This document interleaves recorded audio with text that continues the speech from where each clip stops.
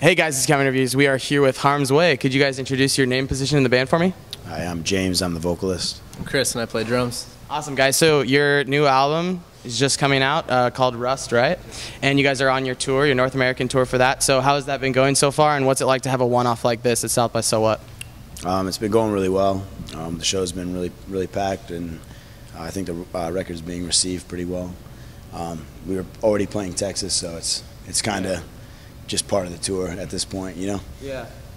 And so how many songs are you guys playing from your new album on this specific tour?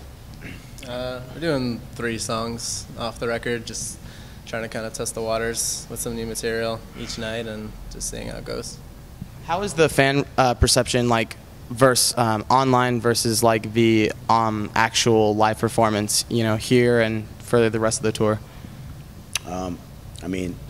This like kind of show is really not our thing, so you know, the fan perception here was maybe not as good as it would be at a normal hardcore show.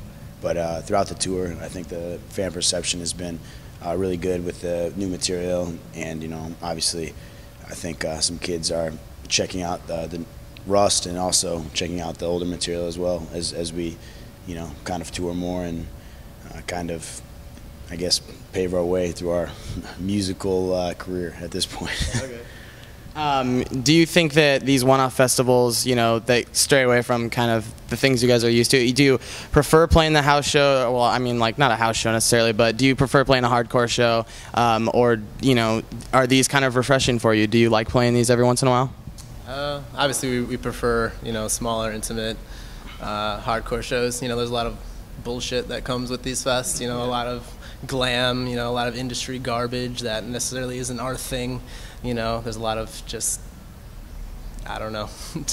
It's just different for us, you know. I mean, the thing is, like, you know, we're a hardcore band at heart, and whether our sound is metal or whatever, you know, it can cross over into a lot of genres probably. But you know, we're all at heart. We grew up in the hardcore scene, and you know, kind of like the mentality is still there. So like playing to a bunch of kids in a stadium isn't necessarily fulfilling to me, whereas like, you know, playing like a venue, even if it's like even if it's a little bigger venue, you know, but is much more enjoyable, you know, because it's just more interactive, and there's no bullshit, you know. There's no security trying to, you know, fuck up kids, or there's an understanding of what's going on at different venues, whereas these types of places, they have no idea what's going on, and unfortunately, you know, that leads to fights and shit like that. And you know, it's just better off, you know, if the vibe was different. But I don't think it ever will, because it's just not something they understand, you know. Yeah. So there's almost like a commercialization of the hardcore genre, which is interesting. I've never like actually heard that from artists. So I mean, do you want to do you think it's very harmful to the genre, or do you think it's also good because it does reach people that wouldn't necessarily go out and venture into hardcore? I mean, for me personally, you know, I mean, the stuff that's popular, you know, is just garbage. It's fake. It's not genuine. You know what I mean? Like my lyrics and my you know, anger. I mean, that's real, and that's one way that I kind of release that type of thing from my life is doing it on stage. You know, there's a lot of, you know, bullshit kids who are just posers. I mean, that's the reality. They're posers. They don't actually feel that anger, you know. And same thing. It's like, you know, like Rockstar sponsors this. And I mean, is that good? I don't know. You know what I mean? We get free canned water, but you know, at the end of the day, like, you know, to me, like, hardcore, it can be done right, and it can be popular, but to me, this is not necessarily the right way to go about it. That's all. Do you have any thoughts on it? Yeah, I mean, to kind of rewind a bit, yeah, I mean, the hopes is for a band like us or Code Orange or Riding Out or Expire to play a fest like this. The hope is that it's going to attract kids to real hardcore per se, you know what I mean, and real anger and real aggression, and offer kids an outlet, you know, not necessarily offer kids, like, you know, a place just to buy a t-shirt and, you know, demoralize women on a t-shirt, you know what I mean, or something like that. You know, we see a lot of that here, you know, we see a lot of bullshit like that here, and that's not what we're about. And the hopes is, you know, having a band like us play, or like I said, a number of other hardcore bands, like, you know, that's going to attract kids to, I guess, hardcore music and the hardcore scene where, you know, there's a lot more acceptance and there's more of a community, and it isn't necessarily about making money and 808s and shit like that, you know? I mean, I will say this, though. You know, like, everyone in Harm's Way loves metal, but, like, we like real metal, you know what I mean? And metal is you know, that's not metal to me, you know what I mean? You know, Sepultura, Slayer, you know, even Metallica, you know what I mean? Like, that's on a different level, but that's what it is what it is. And like, I feel like, you know, deathcore or whatever is like its own scene that's just garbage. And that's just something that we all feel in the band, you know what I mean? And like, playing this is not, you know, not to say like, oh, fuck this fest, but it's just like, it's just not our thing. Yeah.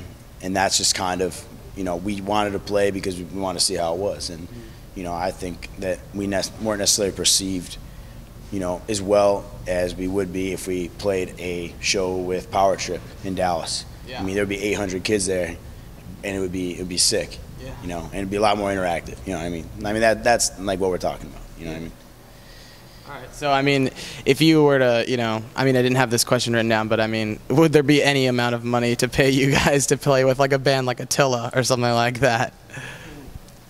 We're not, you know, we're not trying to like point fingers at specific bands or anything like that, and it's not to say that, you know, like we wouldn't do a fest like this or play with a band like Attila. You know, I'm sure there's very genuine people in those genres of music, you know, but just overall, like a fest like this is you know, it's a symbol of just how this style of music is getting commodified. You know, there's sponsorships here, there's, you know, whatever, you know, like you go see a band play outside, you see this clothing company or Rockstar Energy Drink or whatever it might be, you know. That's not to say that, you know, like we necessarily wouldn't play with a quote-unquote deathcore band, but, you know, I mean, I don't know. Like, I mean, I feel like we more so feel like it's ridiculous, you know what I mean? Like, you know, like you have, it's an extreme, you know, that isn't genuine. And like, just like, you know, black metal has, you know, Satanist bands, like that's like still like lame, you know what I mean? Like, people can do what they want about it, but it's still lame.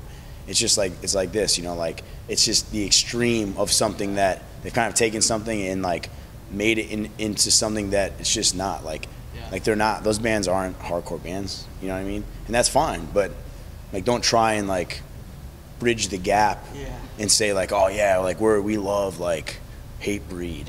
Like, yeah, I love Hatebreed too, but that's like, I mean, they're a metal band now, you know what I mean? So there's actually a song that reminds me of that by Let Live. I don't know if you guys listen to Let Live or like them or whatever, but they have a song called Day 54, and there's an interview with Jason Butler, and he talks about how anything of too extreme is just like bullshit, basically. And so he's saying even like there's a line he says like, fuck drugs, fuck straight edge too. You know, I mean, he's just like, anything too extreme is too much. And I mean, I don't know if, I mean, obviously you guys do like support straight edge, but sure. I mean, I don't know. I think it's kind of that overzealous theme. Well, I mean, like oh, like you're gonna, like what we're talking about is like, oh, like fuck Jesus Christ on a T-shirt, like like okay, like we get it, like you don't like religion, but like being what you hate is not good either. You know what I mean? Like, oh, like being an extremist on either end is not, you know, like okay. Yeah. You know what I mean? And the thing is, like, anyone can have the views that they want, but it's just like, in my opinion, it's just like, how are these, like those bands are making that shit because it's offensive and it's gonna sell. You know what I mean? And that's just not who Harm's Way is. Yeah. And that's good. Yeah, I mean, nobody should be. All right, so to talk about that a little bit, since money's kind of an issue, I saw that you guys got your van broken into.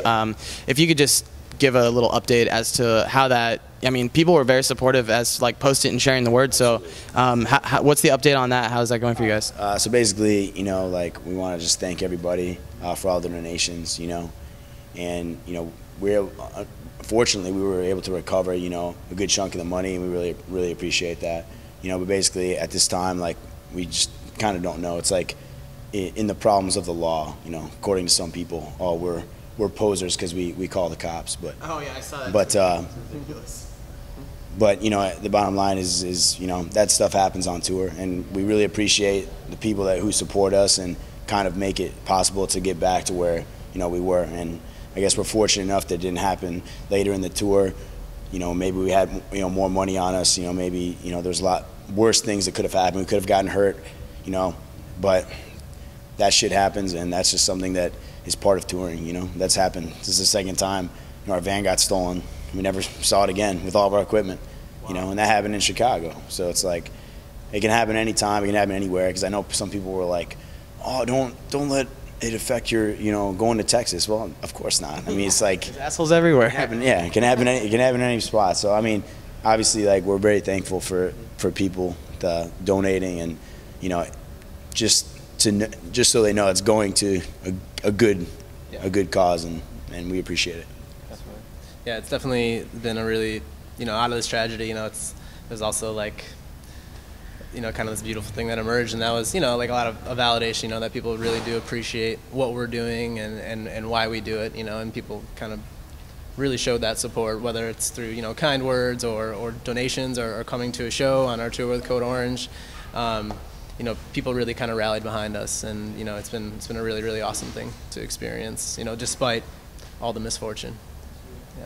So to talk a little bit more about the album, because that it's fresh, you know, what did you guys do differently in the studio during this album? How do you think it compares to your discography, and you know, how do you think it like compares sound, lyric-wise, all that stuff? You know, I think we can all agree that, you know, we actually took a lot more time writing this record. You know, we took almost over a year going back, you know, revising songs, revising parts, and the recording process was kind of ideal for us as well. You know, we took a little bit more time recording. We had Kurt Ballou mix it, and honestly, like, as far as like comparing it to other material, I mean, I still think it has like the Harm's Way vibe, but you know, we definitely tried a little bit of I guess something new. You know, a little bit. Because any band that you're in for a long time, we're going on almost 10 years, like, you're going to mature as a band. And I think Rust is our record that, you know, all of us are extremely proud of. And it's just, we're doing what we want to do. We're doing what we want to sound like, regardless of, you know, what is hardcore or what is metal or whatever. You know, it's like, we're Harm's Way, you know what I mean? And that's it. Take it or leave it, and that's how I feel about Rust, honestly, and lyrically as well. You know, musically and lyrically. I'm sure Chris has some more things to say about that. Yeah, no, I mean, James kind of touched on a lot of it. You know, we spent a lot of time writing this record. You know, doing pre-production and demoing and kind of just weeding out certain parts and certain songs. You know, there's a lot of material that didn't make its way on the record because we really tried to make kind of like a cohesive piece, you know, a cohesive piece of music that was solid all the way through and just kind of made sense. And you know, we did experiment a bit. You know, we did try some new things, especially in like the post-production phase, and it turned out great in our opinion, and we're really proud of it and really happy with it. Absolutely. Yeah. All right. Well, lastly, what's your favorite song off of the album, and where can fans find you guys after South by SOA? I mean, what places are you hitting throughout the country? My favorite song is either Law of the Land or Ease My Mind. It's on the that's the last track. And I know like some people have kind of always been like, oh, is Harm's Way a straight edge band or not? And you know, we are a straight edge band, and that song is about straight edge, but I kind of feel like it's a different touch on straight edge, not just like, you know, we don't drink, we don't smoke, but you know what I mean? It's like it's a mature straight edge song, if that is a real thing. But it's just I'm most proud of the lyrics on that, because to me, like, that's like truly how I feel at this point in my life, and I really love that song. You know, Chris, I don't know about his favorites, but yeah, probably say Left to Disintegrate, probably my favorite, or the last track, Ease My Mind. I think both those songs are definitely like display our progression, and at the same time, like James was touching, like the lyrics for Ease My Mind are definitely like a different take on straight edge that kind of looks at, you know, kind of the escape and avoidance patterns that come with like overconsumption of drugs and alcohol and other kind of self-defeating behaviors. So yeah, those are probably my two favorite, and you know, Chris probably would be a better one to ask about what's coming next. I'm bad at like what the next. I know we play Pensacola tomorrow, but that's. So I think Pensacola. Yeah. So we continue on tour with Code Orange and Eternal Sleep, and we kind of hit Florida, and then we go up the coast and we play United Blood Fest in Richmond, Virginia. Code Orange and Eternal Sleep drop off at that point, and Home Wrecker and Discourse jump on with us, and we do some headline shows on Rust, or supporting Rust in the Northeast, and then we kind of go into Canada, do a few shows in Canada. If we get our passports back, those went missing, and you know, the whole debacle. You guys might already be in Canada and you don't know it. Yeah, that's true. Yeah. Alright, awesome. But yeah, and then in June and July, we head over to Europe with Converge and do some of our own headline shows as well. So we're looking forward to that. Awesome. Yeah. All right, guys. Well, make sure to buy the new record, Rust, and check them out because they're going pretty much everywhere. Thank you for watching all, and that's Harm's Way. So take it easy. This is Chime Interviews. Peace out.